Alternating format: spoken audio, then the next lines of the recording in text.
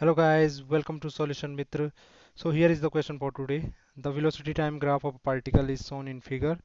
The distance traveled by a particle in 10 second will be. So guys ये हमें क्या पूछ रहा है? ये हमें पूछ रहा है कि हमारे पास ये वेलोसिटी टाइम ग्राफ दे रखा है, ठीक?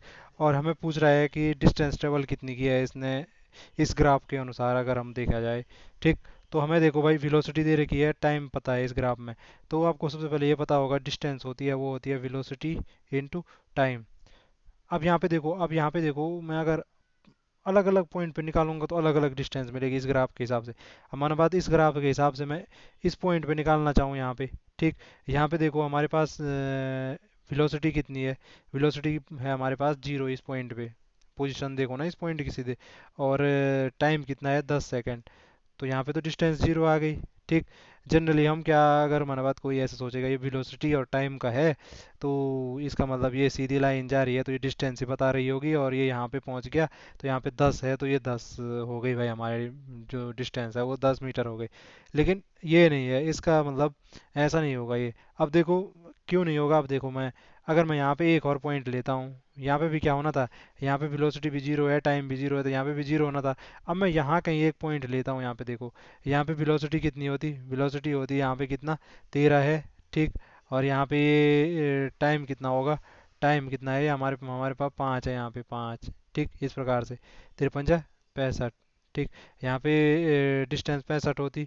अब यहाँ पे कोई और पॉइंट लेते, यहाँ पे वी इंटू टी करते तो यहाँ पे कुछ और मिलता, यहाँ पे कुछ और मिलता। ऐसे ही हमारे पास जो वी इंटू टी मिलेगा मतलब इस ग्राफ के अलग अलग पॉइंट पे अलग अलग मिलता जाएगा। तो एग्जैक्टली डिस्टेंस कितनी है ये कैसे पता चलेगा?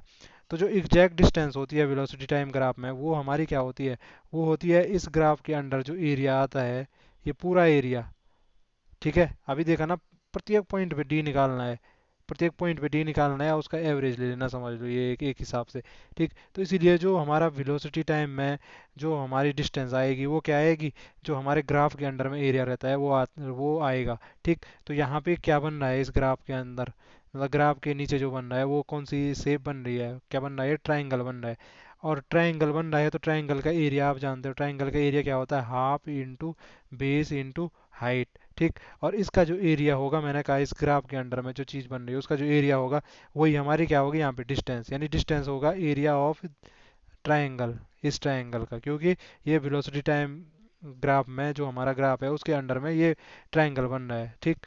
तो हाफ इंटू बेस कितना है इसका, ये देखो बेस कितना हो गया 10। और हाइट हाइट कितनी है ये देखो, हाइट ये मैक्सिमम हाइट जो है ट्रायंगल की हाइट ये होती ना, ठीक? जो उसके वर्टेक्स से लेके बेस पे पड़ रही होगी डिस्टेंस मैक्सिमम, तो कितनी है 13।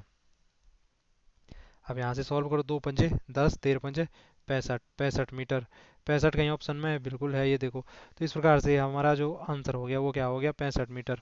तो आपके पास जब भी वेलोसिटी टाइम का ग्राफ दिया होगा और आपको डिस्टेंस निकालनी होगी तो उस ग्राफ के अंडर में जो भी एरिया होगा उसका क्या कर, उसका एरिया फाइंड कर दोगे, वही एरिया क्या होगा, हमारी डिस्टेंस होगा। आज के लिए इतना ही, फिर मिलेंगे अगली वीडियो में, तब तक के लिए bye bye and take care.